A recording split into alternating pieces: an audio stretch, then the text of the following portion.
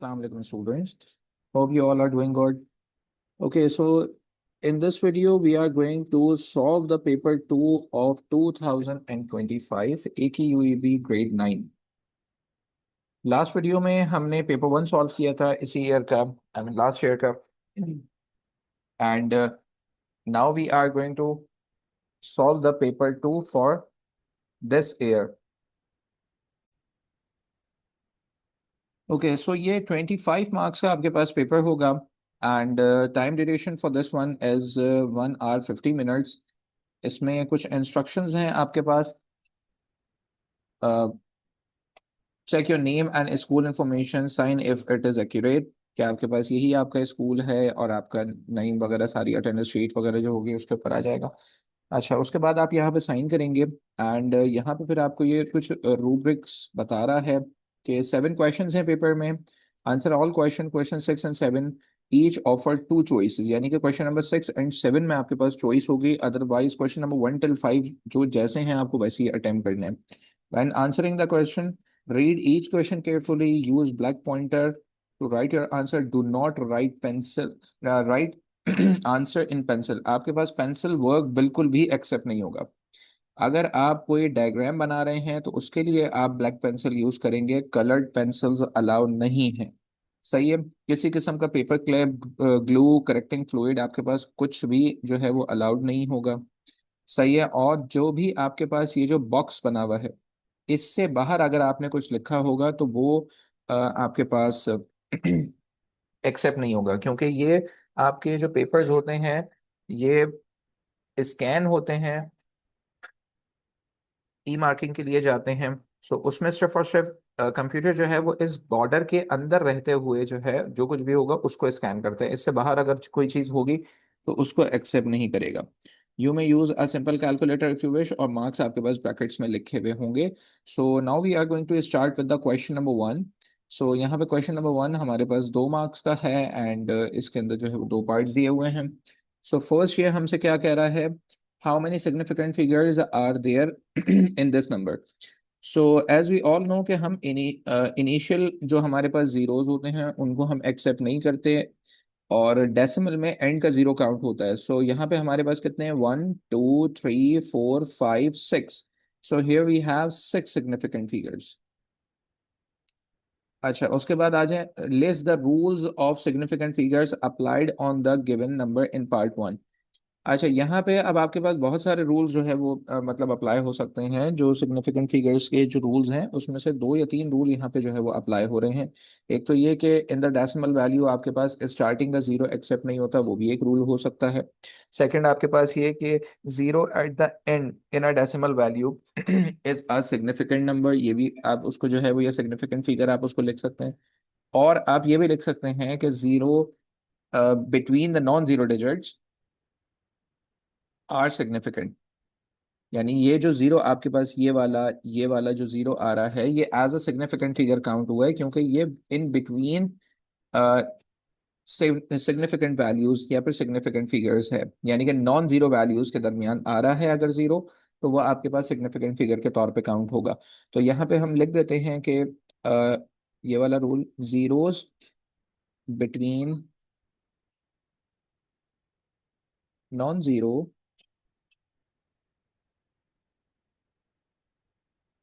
Are significant.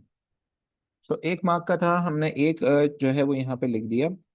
चलें हम एक और लिख देते हैं यहाँ पे rule for the safe side, क्योंकि इसने रूल्स का वर्ड यहाँ पे इस्तेमाल किया है. इन डेसिमल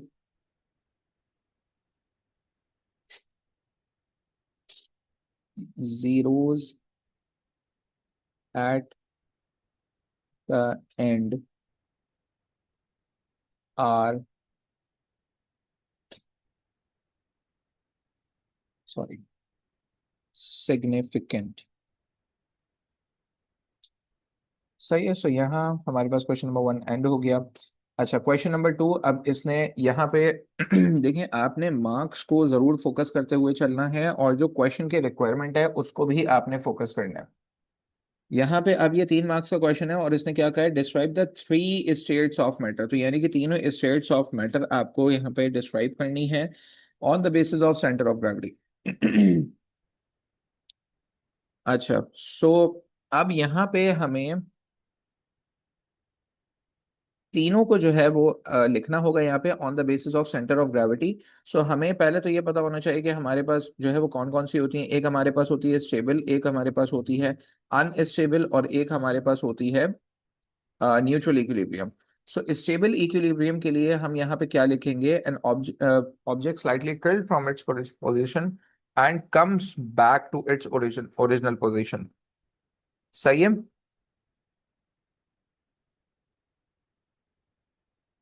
सही है। सो आपके पास यहाँ पे क्या आ गया, स्टेबल इक्विलिब्रियम के लिए when object is tilted and comes, अब इस बाउंड्री से बाहर, इस बॉर्डर से बाहर नहीं लिखना है, comes back to its original position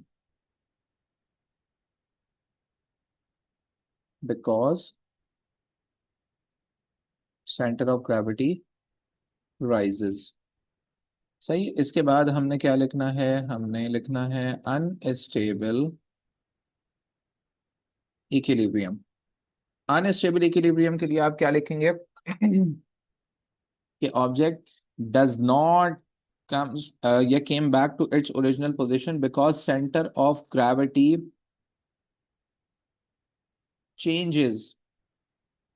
क्योंकि आपका ऑब्जेक्ट जो है वो लेट से, अगर हम यहाँ पेंसिल की अगर एग्जांपल लेते हैं, if we have somehow balance the pencil on the tip, तो अगर मैं इसको टिल्ट करता हूँ हल्का सा, यानी मैंने इसको टेढ़ा कर दिया इस तरीके से, और अब अगर मैं इसको छोड़ूंगा तो ये फॉल कर जाएगी, तो इसका सेंटर ऑफ ग्रेविटी जो पहले यहाँ था वो अब जो है वो गिरने के बाद यहाँ आ जाएगा। सही है। अच्छा, उसके बाद हमारे पास क्या है, we have neutral equilibrium.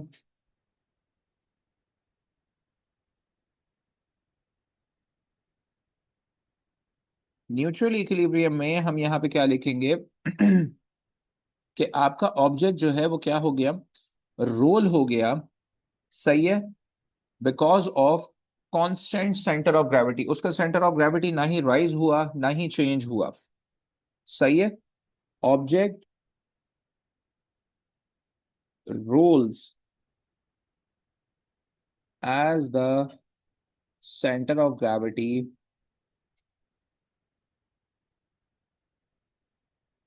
does not changes। सही। अब ये क्वेश्चन नंबर 3 जो है हमारा, ये हमारे पास ग्रेविटेशन वाले चैप्टर से है, सो वो एक्सक्लूड हो गया है, सो इसको हम नहीं करेंगे। हम क्वेश्चन नंबर 4 के ऊपर मूव कर जाएंगे।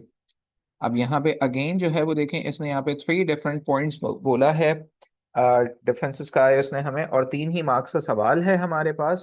तो अब हम इसके 3 डिफरेंसेस जो है वो लिखेंगे।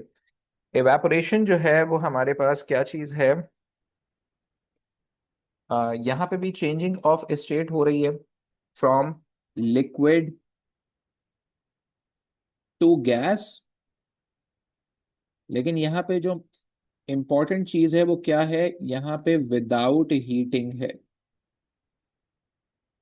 यहाँ पे भी आपके पास क्या है, changing of state from liquid to gas but with heating.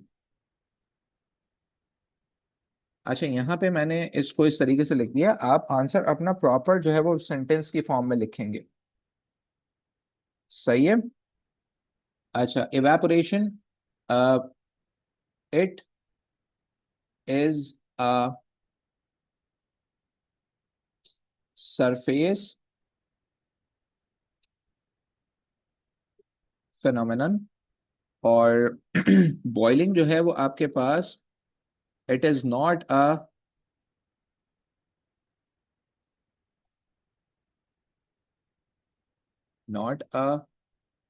Surface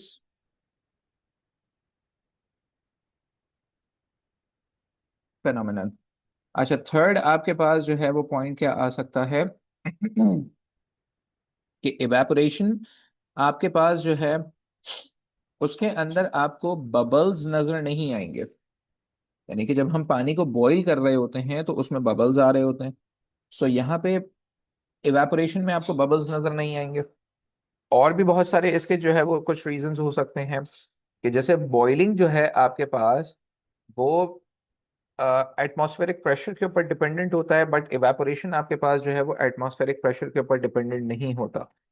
सही है। या आप एक और भी यहाँ पे पॉइंट लिख सकते हैं कि इट कॉज कूलिंग।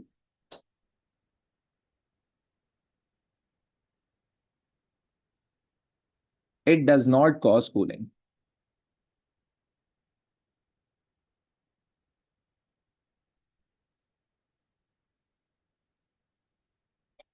क्लियर। तो मैंने जो और पॉइंट्स बताया आप वो भी लिख सकते हैं, उसके अलावा आप इसको भी लिख सकते हैं। अच्छा जी, अब जरा इधर आ जाएं। A copper rod is 20 metre long. सबसे पहले आप डेटा बनाना स्टार्ट करेंगे। डेटा लाजमी बनाइएगा बच्चों, डेटा के मार्क्स होते हैं। Length is given as 20 metres. इसके अलावा area of cross section, area हमारे पास दिया हुआ है 4 मीटर स्क्वायर। एंड टू, उसके बाद टेम्परेचर दिए हुए हैं T1 एंड T2। T1 हमारे पास कितना आ गया, 200 degree Celsius.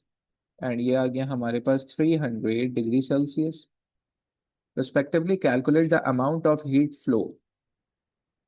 Q is to be calculated and time is given as 1 second. अच्छा, ये वाला पार्ट जो है ना वो जरा देखिएगा, क्योंकि बच्चे अक्सर इसको मिस कर जाते हैं। T is given as, क्योंकि वो न्यूमेरिक वैल्यू में नहीं लिखा हुआ ना तो बच्चे उसको भूल जाते हैं या छोड़ देते हैं। अच्छा, ये कितना दिया हुआ है 386.4 जूल्स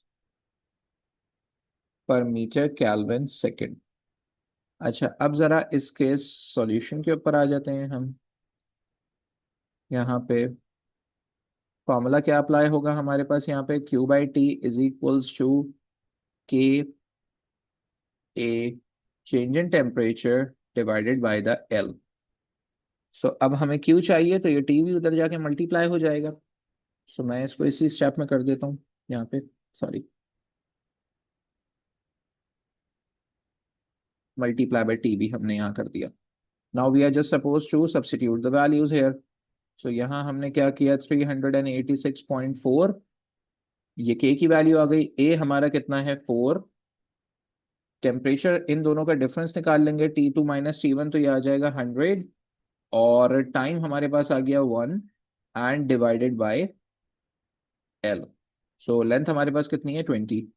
सो आप इन सब को मल्टीप्लाई करवाएंगे, जो भी आंसर आएगा उसको डिवाइडेड बाय 20 करवाएंगे तो आपके पास आंसर आ जाएगा एनर्जी का या हीट एनर्जी का, that will be in joule. सही है। So I want you all to please write down the answer in the comment section. अच्छा, उसके बाद आपके पास इस वाले क्वेश्चन के ऊपर आ जाएं। अच्छा, अब इसमें दो पार्ट्स हैं। हम कोशिश करेंगे कि हम दोनों को सॉल्व करें यहाँ पे। सो पहले वाले पार्ट में ये हमसे क्या कह रहा है कि Johan dropped a ball from a height and its final velocity become this when it reaches the ground. Now from the same height, if he throws the ball vertically downward with an initial velocity of then calculate its final velocity. अच्छा, यहाँ पे अब ये दो conditions हमें दे रहा है कि उसने पहले जो है वो बॉल को ड्रॉप किया है और फिर उसके बाद जो है वो उसकी जो फाइनल वेलोसिटी है वो 25 है। लेकिन बाद में क्या कह रहा है वो कि now from the same height if he throws the ball vertically downward, यानी कि उसने बॉल को उस हाइट से, सेम हाइट से बॉल को पटका है। सो मैं यहाँ पे थोड़ा सा इसको डायग्राम के थ्रू जो है वो आपको समझाने की कोशिश करता हूँ कि इन द कंडीशन नंबर 1 वो क्या कर रहा है। लेट से वो एक हाइट के ऊपर, ये वो हाइट है जहाँ पे वो खड़ा हुआ है and this is the ground. ये हमारा ग्राउंड है और ये वो हाइट है पर्टिकुलर। अब वो यहाँ पे खड़ा हुआ था, फर्स्ट केस में उसने बॉल को सिंपली ड्रॉप कर दिया। ये फर्स्ट केस है।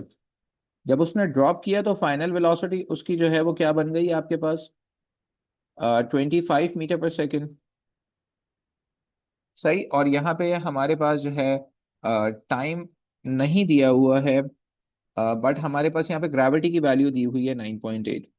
सो पहली चीज जो कि हमें फाइंड आउट करनी होगी, we are suppose to find out this height, ये हाइट कितनी है, ताकि मैं दूसरे वाली कंडीशन जो है वो सॉल्व कर सकूं। यानी कि जब उसने बॉल को पटका है, बॉल को जब फेंका है नीचे जबरदस्ती, पहले तो उसने ड्रॉप किया था, लेकिन अब की बार उसने बॉल को नीचे फेंका है।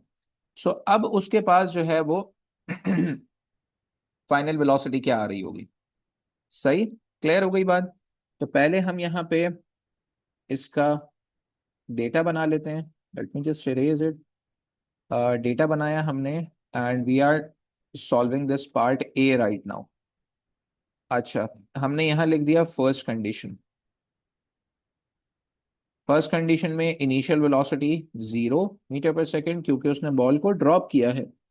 Final velocity is 25 metre per second.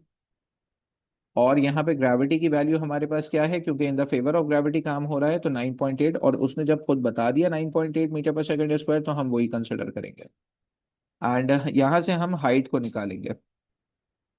अच्छा, अब इसी के साथ साथ, अच्छा मैं यहाँ पे जो है ना वो दूसरे कलर से लिख रहा हूँ, आप लोग नहीं लिखेंगे अपने पेपर में, आपको सिर्फ और सिर्फ ब्लैक ही इस्तेमाल करना है। मैं डिफ्रेंशिएट करने के लिए, आप लोग को समझाने के लिए जो है वो यहाँ पे दूसरा एक कलर जो है वो इस्तेमाल कर रहा हूँ, बट आप लोग नहीं करिएगा। अच्छा, यहाँ पे अब जो सेकंड कंडीशन है, उसमें क्या है कि इनिशियल वेलोसिटी जो है वो आपके पास क्या हो रही है, 25 मीटर पर सेकेंड। अच्छा, हाइट जो हम यहां से निकालेंगे वही हाइट यहां पर आएगी। सही है। और वी एफ हमें क्या है, चाहिए होगा यहाँ पर। तो हाइट तो वही वाली है, जो पहले हम निकालेंगे वो यहाँ पर आ जाएगी। ठीक है। तो अब हम जरा फर्स्ट कंडीशन से हाइट को निकालना स्टार्ट करते हैं। फर्स्ट कंडीशन को हम सॉल्व कर रहे हैं पहले। हमारे पास तीनों इक्वेशंस ऑफ मोशन के अकॉर्डिंग अगर हम बात करें, तो टाइम नहीं है, फर्स्ट में भी टाइम है, सेकंड में भी टाइम है, तो हमें थर्ड वाली लगानी पड़ेगी। यानी कि 2gh = VF² - VI²। ठीक है। ये h = VF² और -VI² divided by 2g। V F हमारा कितना आ गया, 25 का स्क्वायर -0 का स्क्वायर डिवाइडेड बाय 2 (9.8). अब यहाँ से हमारे पास जो हाइट आ रही है, वो कितनी आ रही है। कैलकुलेटर के थ्रू जो है वो हम इसको फाइंड आउट कर लेते हैं। 25 square and it is divided by 2 × 9.8, 31.88 metre. 31.88 metres, ये हमारे पास हाइट आ गई। अब इसी हाइट को हम कहाँ यूज करेंगे, सेकंड कंडीशन की फाइनल वेलोसिटी को फाइंड आउट करने के लिए। तो हमने अगेन इसी वाली इक्वेशन का या इसी वाले फॉर्मूला का यूज किया हमने, 2gh = VF² - VI²। अब यहाँ पे हमारे पास वी एफ या वी आई कुछ भी जीरो नहीं है। अच्छा, मुझे वी एफ चाहिए था, तो मैंने वी आई को उधर बुला लिया, तो ये वहां आके ऐड हो जाएगा। मेरा वी एफ स्क्वायर जो है वो किसके बराबर आ गया, 2gh और प्लस का VI²। आप सब्स्टिट्यूट कर दें वैल्यूज, 9.8 ब्रैकेट 31.88 और प्लस इनिशियल वेलोसिटी अब कितनी है, 25 का स्क्वायर। वी एफ स्क्वायर जो है मेरे पास कितना आ रहा है, अभी इसके ऊपर हम रूट भी लगाएंगे, अभी हमने रूट नहीं लगाया। 2 को 9.8 से मल्टीप्लाई करवाया, उसको मल्टीप्लाई करवाया 31.88 से, एंड उसके अंदर हम 25 का स्क्वायर ऐड करा देंगे। ये कितना आ गया, VF² की वैल्यू 1249.88, सॉरी 0.84 आ रही है, 0.84। अब इसके ऊपर जब हमने रूट अप्लाई किया, 1249.84,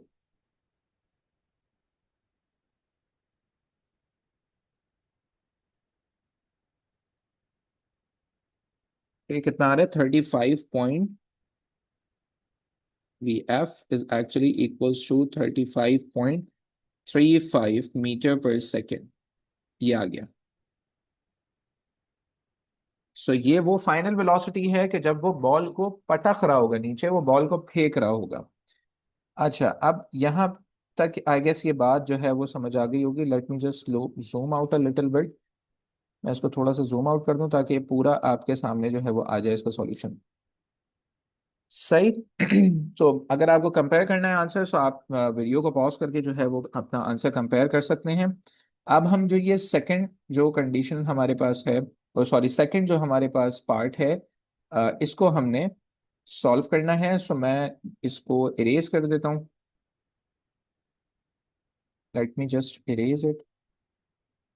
यहाँ पे सेकंड पार्ट में ये हमसे क्या कह रहा है कि state and explain Newton second law of motion and prove. अच्छा, यहाँ पे ये आपसे स्टेटमेंट मांग रहा है न्यूटन के सेकंड लॉ ऑफ मोशन की। न्यूटन का सेकंड लॉ ऑफ मोशन क्या होता है भाई? न्यूटन का सेकंड लॉ ऑफ मोशन हमारे पास कहता है कि आपके पास acceleration is in directly proportional to the force and acceleration is that inversely proportional to the mass। सो यहां से हमारे पास जो है F is equals to M A. अच्छा, स्टेटमेंट जो थी यानी वर्डिंग्स जो थी वो आपको याद होगी, तो इसलिए मैंने वो यहाँ पे नहीं लिखी है। अब यहाँ से मैंने एक चीज जो कि ड्राइव करनी है वो क्या है कि F is equals to rate of change of momentum. Rate का मतलब होता है टाइम, एंड ये इस चीज को मैंने ड्राइव करके लेकर आना है। So F is equals to M, और एक्सेलरेशन मेरे पास क्या हो गई V F minus V I divided by the time. So F is equals to, अब मैं इसको ओपन कर देता हूं तो mass multiply by the final velocity minus mass multiply by the initial velocity divided by the time, और since P यानी कि momentum is equals to mass multiply by the volume, so F will be equal to final momentum minus initial momentum divided by the time। therefore आपके पास ये क्या हो जाएगा change of momentum divided by the time। so here we have drive the equation। यही चीज हमें लेकर आनी थी। ओके, सो अब हमारे पास जो है क्वेश्चन नंबर 7 है। क्वेश्चन नंबर 7 में ये हमसे क्या कह रहा है कि सारा has a mass of 30 kg while running in the playground she accelerate from this velocity to this velocity in 5 seconds calculate the power consumption। अच्छा, पावर कंजम्पशन की बात कर रहा है ये, एंड ठीक है। फर्स्ट ऑफ ऑल हम डेटा बनाएंगे यहाँ पे। डेटा में सबसे पहली चीज हमारे पास जो दी हुई है वो सारा का मास दिया हुआ है कि सारा का मास जो है वो कितना है 30 kg। उसके बाद उसकी इनिशियल वेलोसिटी है 2 मीटर पर सेकेंड, और फिर उसकी फाइनल वेलोसिटी हमारे पास दी हुई है 4 मीटर पर सेकेंड, और उसके बाद उसकी पावर हमसे मांग लिया।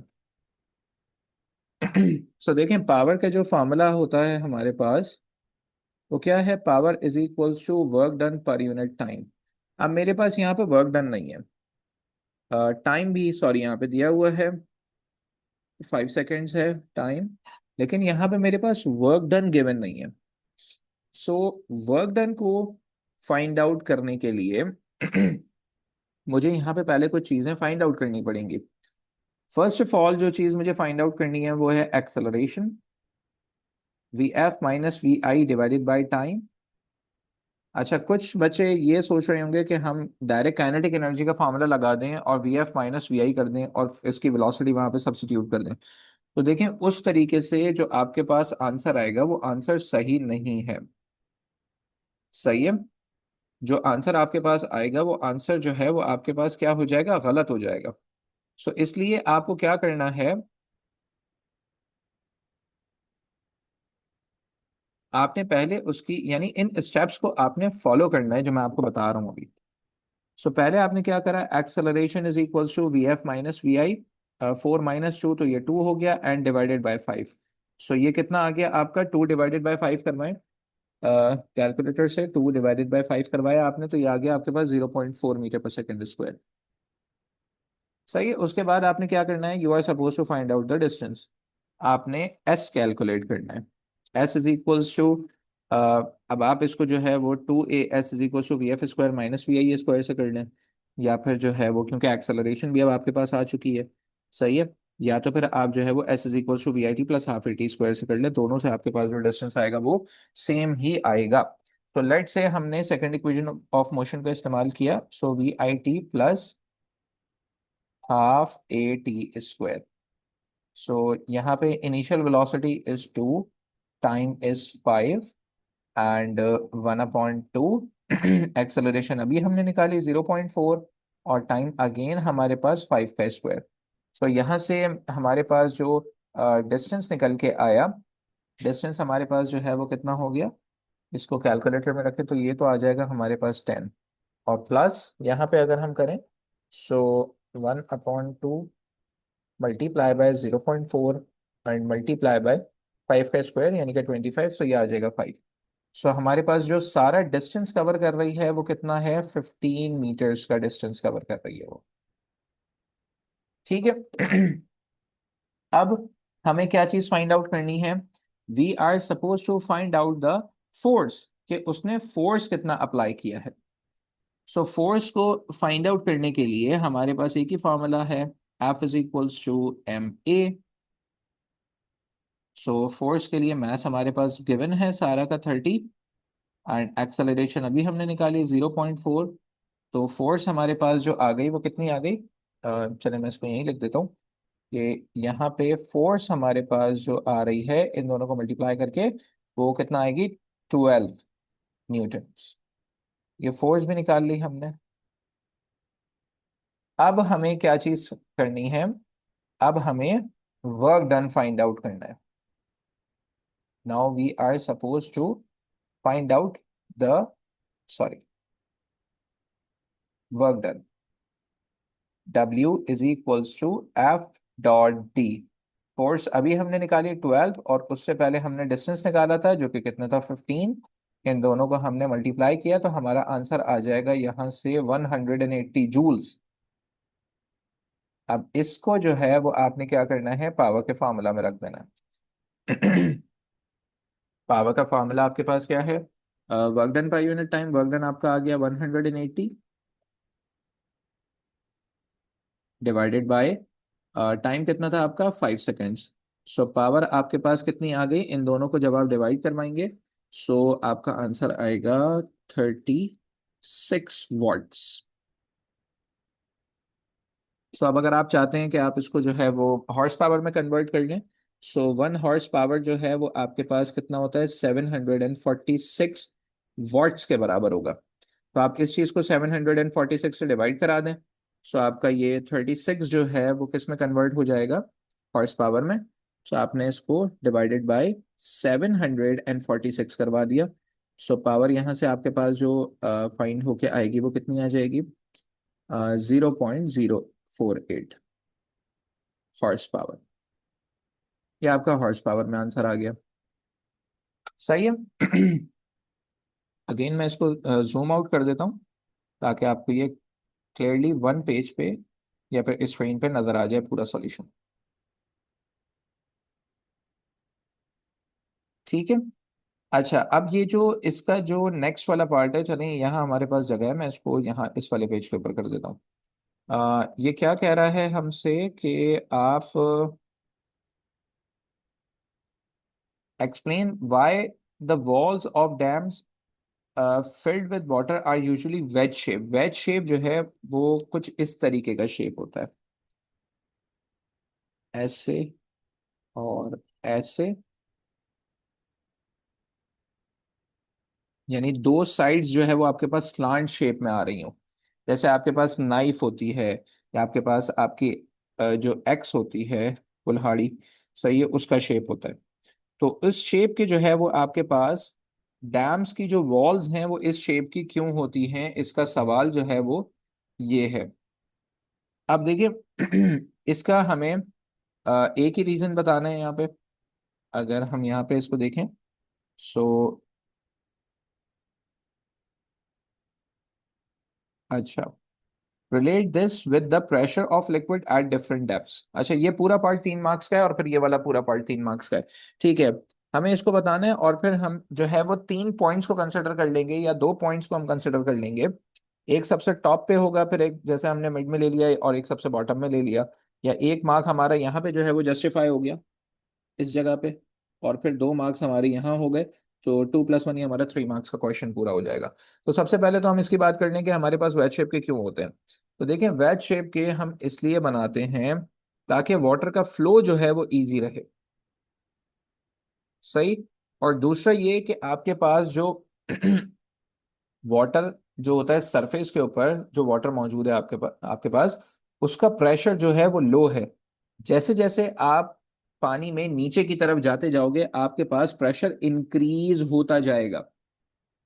सही है। जैसे जैसे आप डाउन द डैम या फिर इनसाइड द डैम मूव करते हुए जाएंगे तो आपके पास पानी का जो प्रेशर है वो बढ़ता जाएगा। अच्छा, हम यहाँ पे पहले जो है वो डेटा बना लेते हैं, ये हमसे क्या कह रहा है। आई होप आप इसके पार्ट बी का पार्ट वन का आंसर आप लिख लेंगे। सो प्रेशर आपके पास जो है वो अ,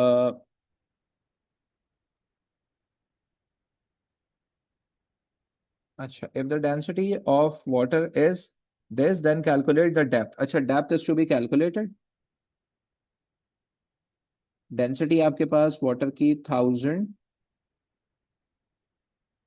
kg/m³। उसके बाद आपके पास ये क्या कह रहा है, प्रेशर आपको दे रहा है ये कितना है, 100,000। 1 2 3 4 5 pascals। और gravity is 9.8 metre per second square.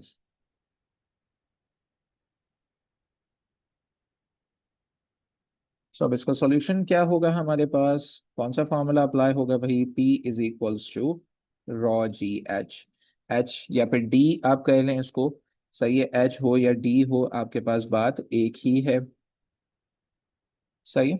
So H is to be calculated या D is to be calculated, चले मैं डी ही लिख देता हूँ यहाँ पे ताकि आप डेप्थ से उस हाइट से कंफ्यूज ना हो जाए।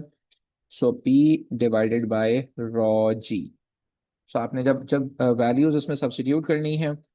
सही है, प्रेशर आपके पास कितना दिया हुआ है, 100,000, 1 2 3 4 5 डिवाइडेड बाय 1000 × 9.8। सो यहाँ से आपके पास डेप्थ निकल के आ जाएगी। सही। I hope you guys have understand the questions जो भी हमने आज सॉल्व किए हैं, आप लोगों को अच्छी तरह समझ में आ गए होंगे।